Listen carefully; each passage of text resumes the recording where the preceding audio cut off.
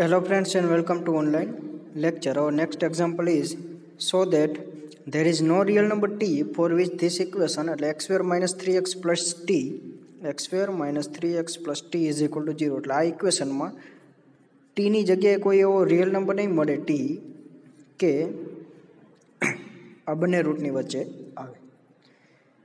તો આમાં Rolls થિયરમનો use થશે. કઈ રીતે થાય એ જોઈ. તો let us assume that for a real number t in equation x square minus 3x plus t is equal to 0 has distinct root alpha and beta. એટલે કે અલ્ફા અને બીટા ડિસ્ટિંક્ટ રૂટ છે એની વચ્ચે ધારો કે રિયલ નંબર મળે છે. તો now for the interval alpha beta close interval એટલે કે એ જ ઇન્ટરવલ લીધો જ્યાં રૂટ મળે છે. આલ્ફા બીટા રૂટ છે તો આ ઇક્વેશનને એફ ઓફ એક્સ કહી. તો એફ ઓફ આલ્ફા રૂટ છે તો એફ ઓફ આલ્ફા 0 થાય કેમ કે રૂટ છે તો ઇક્વેશનને સેટિસ્ફાય કરે. સિમિલરલી બીટા રૂટ છે તો f of beta is equal to 0 થાય. F of beta is equal to 0 થશે કારણ કે આલ્ફા અને બીટા રૂટ છે. બંને 0 છે તો f of alpha is equal to f of beta કહેવાય. તો એક કન્ડિશન સેટિસ્ફાય થઈ રોલ્સ થિયરમની. ત્રીજી પહેલી કન્ડિશન શું? F is continuous. તો આ પોલિનોમિયલ ફંક્શન છે એટલા માટે કન્ટિન્યુઅસ તો થશે જ અને ડિફરન્શિયેબલ પણ થશે in open interval alpha to બીટામાં. તો f satisfied all condition of Rolle's theorem. So there exist c in open interval alpha beta such that f dash c is equal to 0 by Rolle's theorem. પણ આનું derivative શું થાય? F dash x 2x minus 3 તો f dash C થોડું થાય. એક્સની જગ્યાએ C put કરો એટલે 2c minus 3.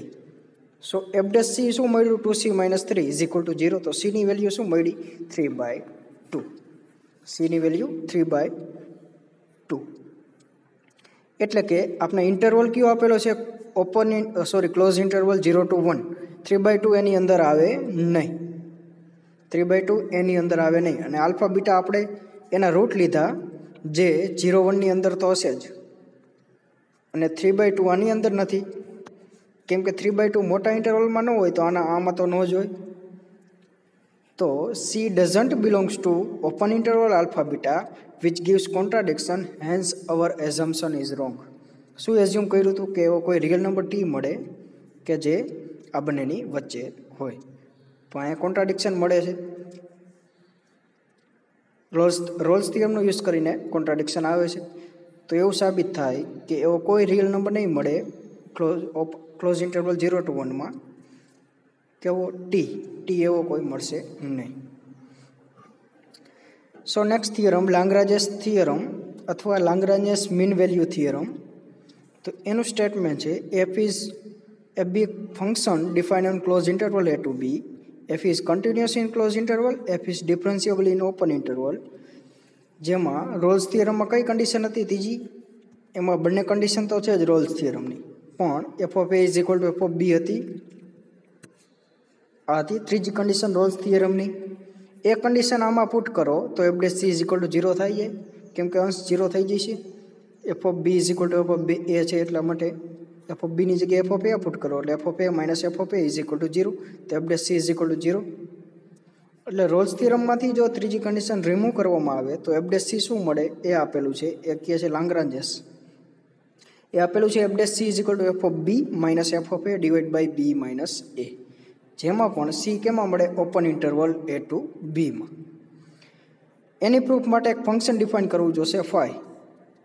Define a function phi of x for each x belongs to, જેમાં એફ ડિફાઇન થાય એમાં જ ફાઈ ડિફાઇન થાય. Close interval a to b કઈ રીતે ડિફાઇન થાય? Phi of x is equal to f of x minus A x where a is constant such that phi of A is equal to phi of b. A શું છે? Constant છે. A constant value છે into x અને phi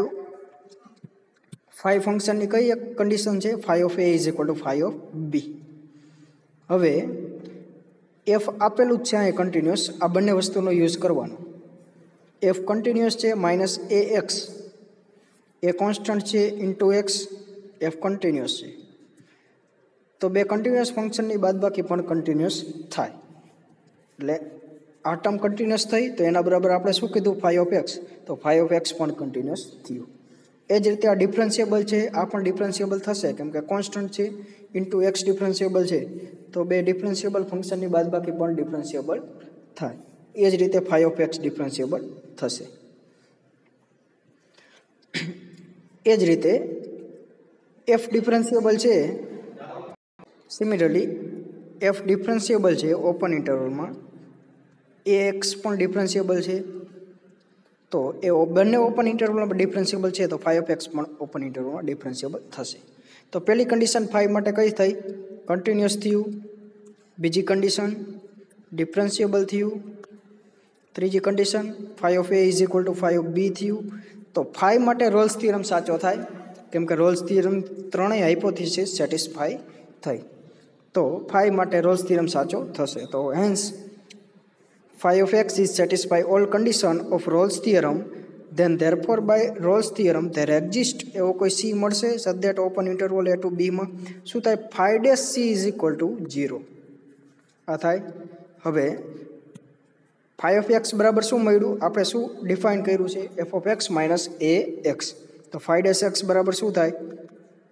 f dash x minus a constant છે તો a એમ નામ રહેશે, x નું ડેરિવેટિવ થાય 1. સિમિલરલી એક્સની જગ્યાએ સી મૂકો તો ફાઈ ડેશ સી શું મળે? F dash c minus A.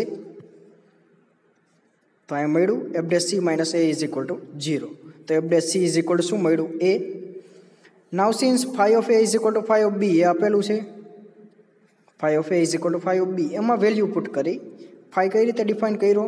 F of x minus A x, જેમાં એક્સની જગ્યાએ એ મૂકી તો ફાઈ ઓફ એ મળે, એ મળે f of a minus a, capital a constant છે અને સ્મોલ એ એક વેલ્યુ થશે, એ પણ કોન્સ્ટન્ટ વેલ્યુ થશે.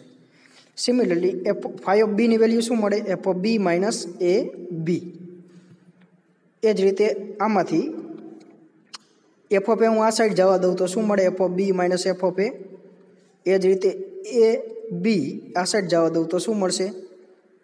એ બી નેગેટિવ છે, આ સામેની બાજુ આવશે તો પોઝિટિવ થઈ જશે, તો એ બી માઇનસ એ. હવે આમાંથી એ કોમન કાઢું અને બી માઇનસ એ અંદર વધે છેદમાં જવા દઉં તો f of b minus F of A divide by શું મળશે? B minus a. તો એની વેલ્યુ મળી, એની વેલ્યુ કેમાં પુટ કરું? ઇક્વેશન 1માં. તો શું મળે? F dash c is equal to આ વેલ્યુ મળે f of b minus F of A divide by B minus a. તો હેન્સ ધ થિયરમ પ્રૂવડ. શું પ્રૂવ કરવાનું હતું? F dash c is equal to f of b minus F of A divide by B minus A. એ prove કર્યું. કેનાથી prove કર્યું?